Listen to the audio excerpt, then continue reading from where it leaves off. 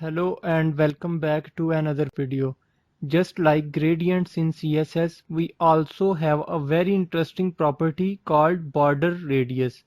We know that each element in HTML is a box with sharp edges, but we can actually transform this box into various different shapes, and we can do all that using the border radius property.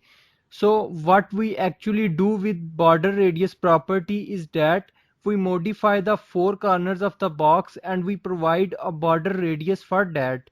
So as we can see over here, we have four different properties: border top left, then top right, and likewise bottom right and bottom left. So if you want to set a radius for the top left side of a box, you can use both the top left radius and then provide a value. It could be in pixels, it could be any other measuring units. And if you want to provide the border radius property for all the four sides, then there is a shorthand method as well. And for that, all we have to do is to type border radius and then follow this order. So we can follow, mention the top left, then top right, then bottom right and bottom left. It goes in our clockwise direction: top left and top right, then bottom right and bottom left. So in this lesson I am going to be covering this border radius property and show how we can modify the edges of the elements. So to demonstrate the effect of border radius property, we have a div element with a couple of properties that we can see here in order to make things more noticeable. And this is the output.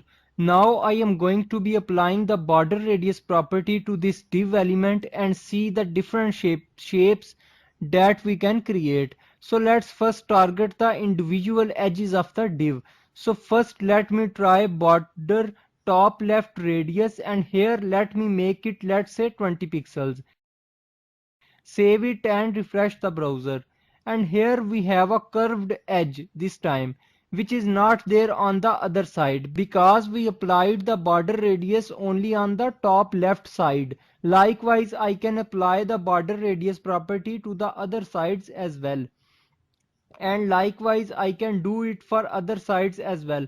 So when I am adding for all the four sides, let me rather use the shorthand border radius, and then let's set it to 10 pixels. And if I just keep 10 pixels over here just once, this means for all four sides.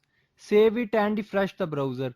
Here I can see that all the four sides have now the curved edges of equal radius. I can express it in a different unit as well, like the M unit for instance. Save it and refresh the browser.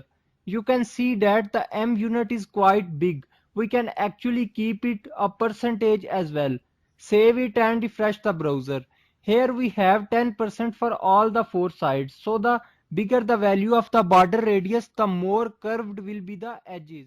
Now we can try different values for different sides as well. So let me first keep this side as 300 pixels, and then the remaining sides I am going to keep 0. Save it and refresh the browser. Then this is the shape I get. I can invert it as well by keeping the top left as 0 and the top right as 300 pixels. Save it and refresh the browser. You can see we invert it. Let's now try at the alternate edges. 300 pixels, alternate 300 pixels. Now see what kind of an image we get. Save it and refresh the browser. And this time we have a leaf-like shape. Let's add some dimensions to this side as well. Save it and refresh the browser. We have a different shape now. In fact, we can create any number of shapes like this by changing different values. Now let me show you another trick for creating a circle. So when you want to create a circle, you can make the same size for all the four edges. Now it has to be slightly bigger value. Let's say I make it 350 pixels for all four sides. Save it and refresh the browser. I get this kind of circle, but not yet it is complete circle. I can increase the value. Save it and refresh the browser. A bit more circular, but again I can keep on changing the values in order to get a perfect circle. But there is a shortcut as well. I can make it 50%. It's now gonna be similar from all four sides. Save it and refresh the browser. Here we have a circle now, and remember that we have the same width and height. So it was actually a square that we converted into a circle. But if the width was quite big, let's say 80 VW, save it and refresh the browser, then we would not really get a circle. It would rather be an ellipse. So when you are creating a circle, you can actually increase the height to make it a circle. I took the example of the div container just to be able to show you the different shapes that we can get by different values. But we can apply this border radius property to any element, which means that I have added this paragraph on my HTML document. And let's add some properties to this one to make it a little more elegant, because currently it is a plain text.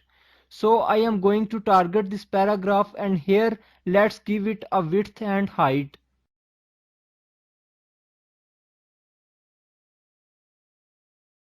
And then let's set the background color like sea green. And let us also set the font color as white. Now I am going to give a border radius of, let's say, 20 pixels. Save it and refresh the browser. And here we have our paragraph. Let's set some padding as well. Save it and refresh the browser. And here we have this paragraph. I can make this shape a circular shape or different other shapes as well. We know that how we can do that. The same we can apply over to this paragraph as well. So we can apply this property to any other element in HTML, and it can really make it look very elegant. So you can also practice this border radius property on different elements, and at the same time change different values to see what are the other shapes you can get. Now we can create different shapes, but still there are certain shapes that we cannot create using the border radius property. And for those shapes we have various different properties as well, like we have transform property, which I will be covering in one of my next video. So this was about the border radius property. Keep learning and see you in the next video. Thank you.